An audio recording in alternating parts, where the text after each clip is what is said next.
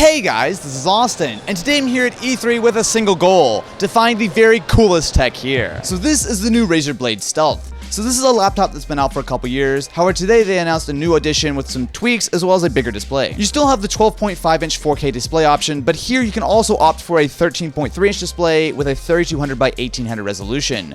What's cool is both displays are the exact same size as far as the laptop, so it's pretty much just the difference between the bezels. There's also a new gunmetal finish, which I think actually looks really nice. So if you look at the previous generation, and they are still selling the black model, you'll see that it has the RGB keyboard, it has the glowing green Razer logo, and with the gunmetal, you can opt for something that's just a little bit more of a subtle look. Inside, it's still rocking a dual-core i7 Kaby Lake processor, 16 GB of RAM is now standard, and it also comes standard with 256 gigs of storage. Something else that's been improved is the trackpad, which is now a Windows Precision trackpad, and honestly, that's a pretty big upgrade. What's cool about the Blade Stealth is that in addition to having standard USB ports and HDMI, it does have a full Thunderbolt 3 port. So that, paired with the Razer Core, can allow you to basically take a laptop that's thin and light, that has good battery life, that you can take with you all day. When you get home, you plug it into the core, and you have a full gaming PC. So this guy's going to be on sale starting today for $12.99 for the 13-inch display, and if you want to actually pick up the gunmetal option, that's going to be on sale in July. Next, we're at the Alienware booth, where I ran into a certain friend of mine from AMD, Mr. Robert, and you got something special. Yeah, in fact, I do.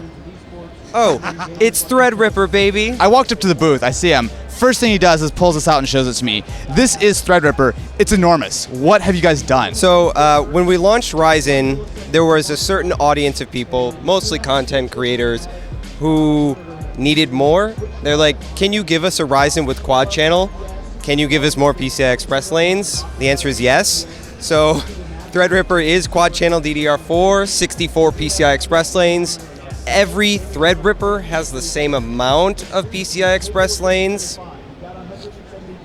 No shade thrown whatsoever here at all. This is massive. Like, I was just asking him how much it weighs. This is the biggest CPU I've ever seen in my life. This is the biggest part of the chip I've held, like, period. Yeah. It's like got some real heft to it. What's cool here is that it actually is going to be inside the new Alienware Area 51. Can I give this back to you before I accidentally ruin it?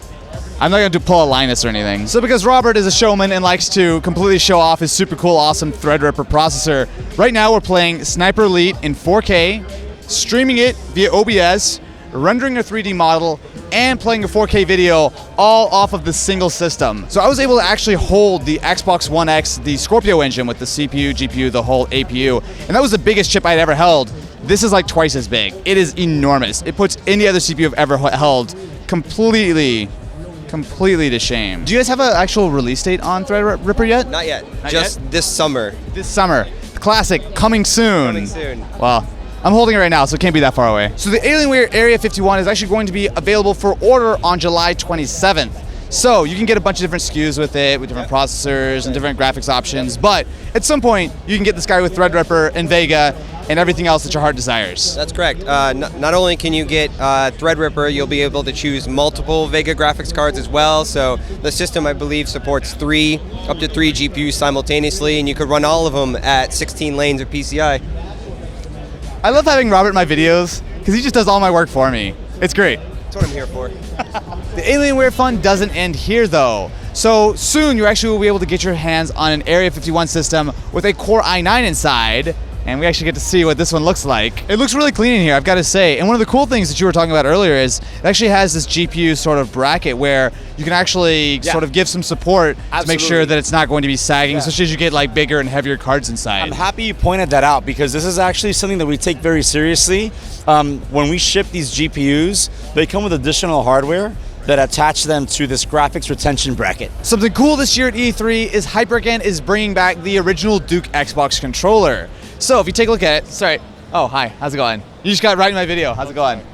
So if you guys remember, this was the original Xbox controller. It's a little giant, but HyperAgain and Xbox are bringing it back for not only the Xbox One, but also for PCs. And this thing is enormous. So what they're doing here is it actually has a detachable cable on the back, and they've updated a few things like the buttons and triggers to be a little bit more modern, and they've also added a screen in the middle. So this is definitely an early prototype, so they don't even have a price or release date. It's probably going to be a little while, but this totally looks like the original Duke. I will say, if you were not a fan of the Duke originally, this is probably not going to be for you. This is really going to be more meant for people who have giant hands and maybe aren't super comfortable with a normal Xbox controller, or people like me who just want to have a little bit of nostalgia. The star of the show this year, though, is absolutely the new Xbox One X. So it is a much more powerful version of the current Xbox One. And if you guys want more information, I happen to have already done 2 videos on it. So go check that out and let me know, what is your biggest and most exciting thing that you've seen at E3 this year? Let me know in the comments below and I will catch you on the next one.